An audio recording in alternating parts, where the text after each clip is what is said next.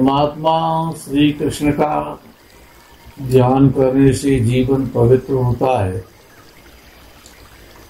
ऐसे परमात्मा के चरणारविंदों में शतकोटि नमन बंदन करते हुए मित्रों को, जिज्ञासुओं को, धर्म प्रेमियों को, ज्योतिष विज्ञान प्रेमियों को हर हर महादेव, बम बम भोले, नमः शिवाय।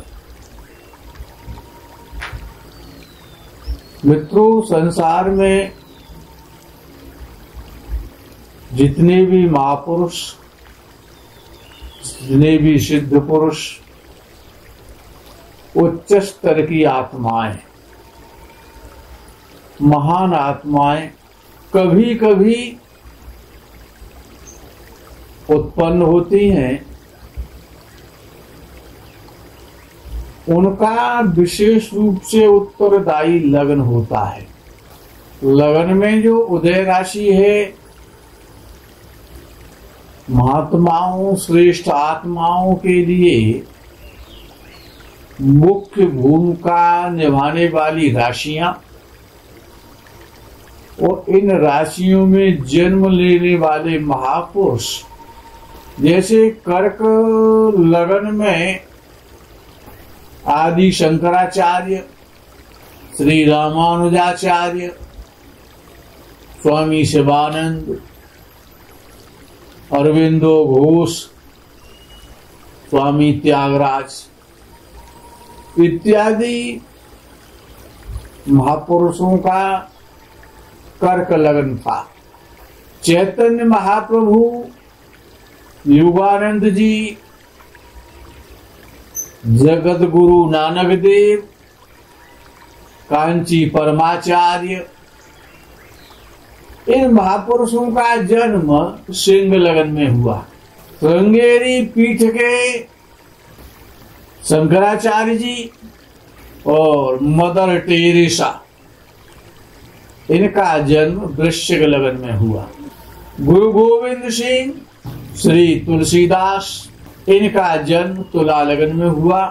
स्वामी विवेकानंद और धीरेन्द्र ब्रह्मचारी का जन्म धनु लगन में हुआ। भगवान महावीर, जितेंद्र सरस्वती, स्वामी प्रभुपाद का जन्म मकर लगन में हुआ।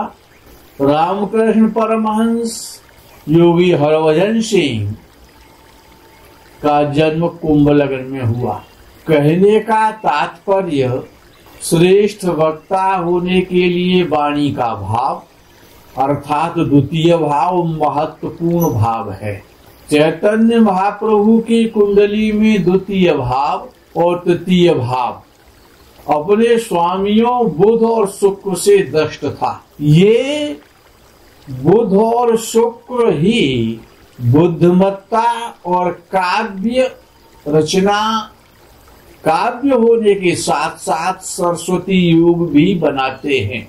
तृतीय भाव का अर्थ है गायन विद्या, संगीत विद्या।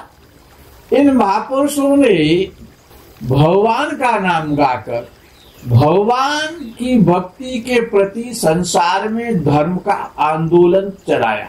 ग्रहों में पंचम भाव जैसे मंत्र सिद्धि का भाव है। मंत्रों की जो सिद्धियां की जाती हैं वो पंचम भाव है।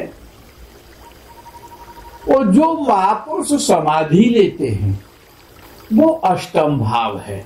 नवम भाव धर्म का भाव है। सन्यासियों की कुंडलियों में नवम भाव और नवमेश और बृहस्पति सदा बलवान होते हैं। ग्रहों में शनि, बृहस्पति, सूर्य, चंद्रमा, बुध और केतु, इनको नवांश और दृष्टांत, विंशांश सहित सभी वर्गों में एक दूसरे से शुभ स्थिति में होना चाहिए। केंद्र और त्रिकोण की स्थिति अत्यधिक महत्वपूर्ण है। नवम भाव या दशम भाव में स्थित बृहस्पति ब्रह्म ज्ञानी बनाता है। दशम भाव और द्वादश भाव में स्थित शनि वैरागी बनाता है, वैराग्य देता है।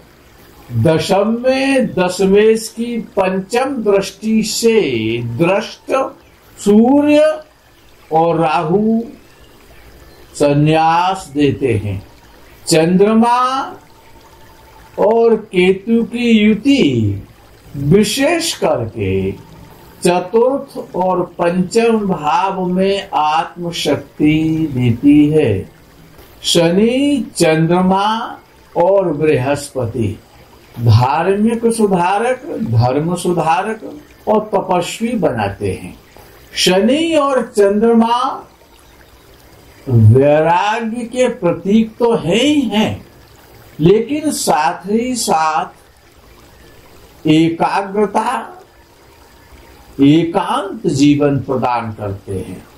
महर्षि पाराशर के अनुसार जिस प्रकार एक राजा अपने देश का सबसे अधिक प्रसिद्ध व्यक्ति एवं सभी विषय विशेषों का प्रमुख होता है और किसी को भी कारागार में डालने या मुक्त करने के अधिकार से संपन्न होता है, उसी प्रकार सभी कारकों में से जो आत्म कारक ग्रह होता है कुंडली में, आत्म कारक ग्रह सबसे अत्यधिक महत्वपूर्ण ग्रह होता है, आधारभूत ग्रह होता है।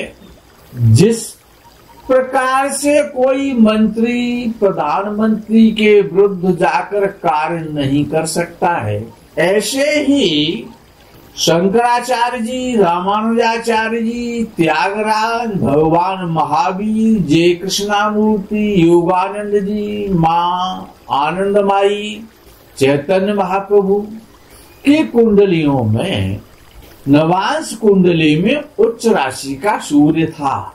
स्वामी विवेकानंद की कुंडली में भी नवांश कुंडली में सूर्य वर्गोत्तम था।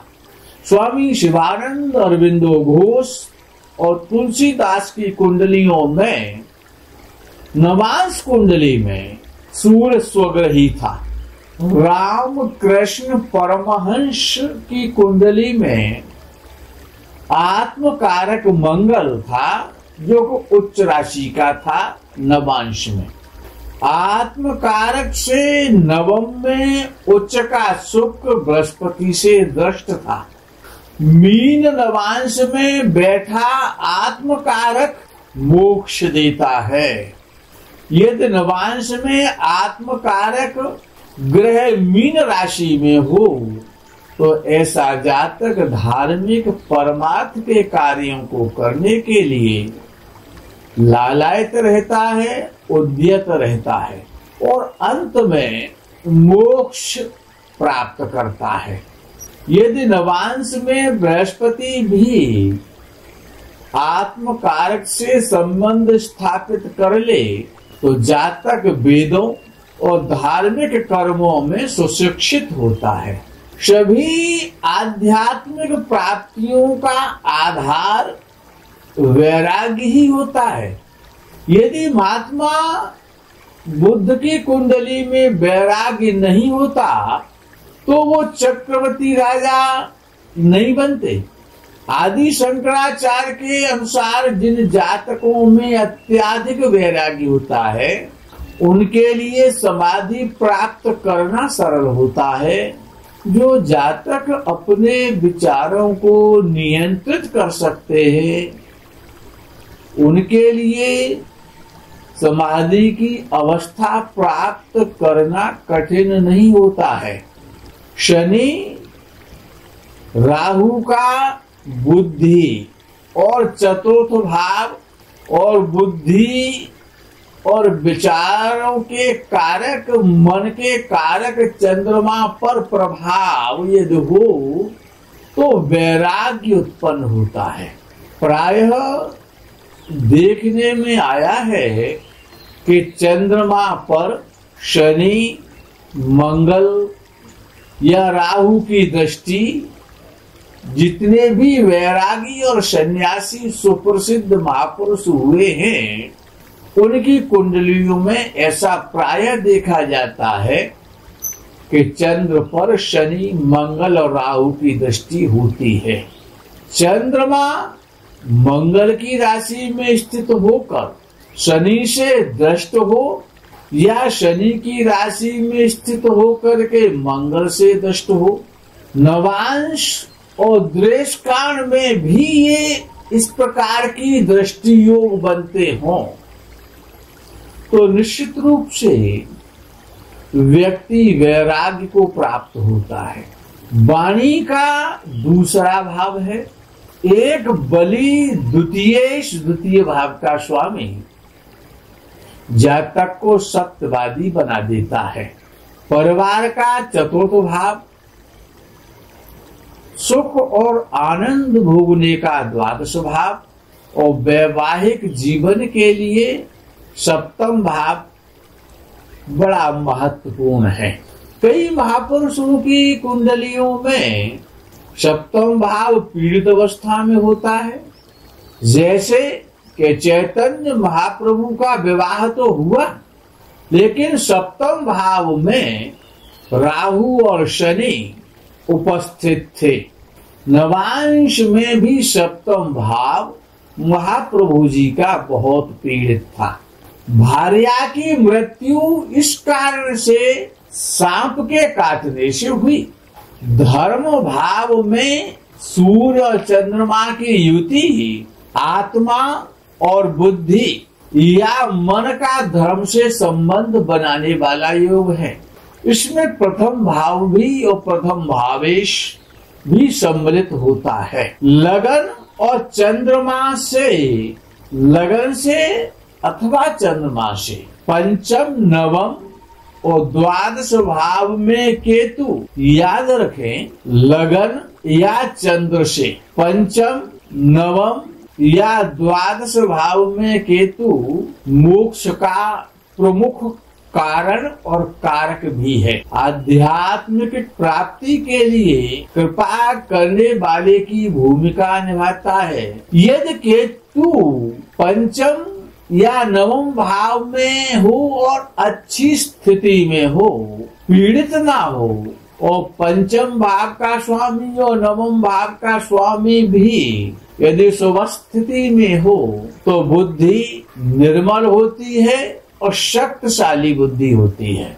लग्नेश, पंचमेश, नवमेश या बृहस्पति के साथ स्थित अथवा केतु से इनका केंद्र या त्रिकोण में स्थित होना, दृष्ट होना आध्यात्मिक उत्थान के लिए सबसे श्रेष्ठ परिणाम देता है। केंद्र में चंद्रमा और बृहस्पति का त्रिकोण में होना भी बहुत अच्छी स्थिति है। केतु की आत्मकारक के साथ या सूर्य के साथ युति त्रिकोण में अत्यधिक श्रेष्ठ मानी जाती है। आदि शंकराचार्य, रामानुजाचार्य, अरविंदो घोष की कुंडलियों में पंचम भाव में केतु विद्यमान था, उपस्थित था। वल्लभाचार्य की कुंडली में भी नवम भाव में केतु उपस्थित था। स्वामी मूर्खानंद जी, रमण महर्षि, कांची परमाचार्य और स्वामी प्रभुपाद की कुंडलियों में भी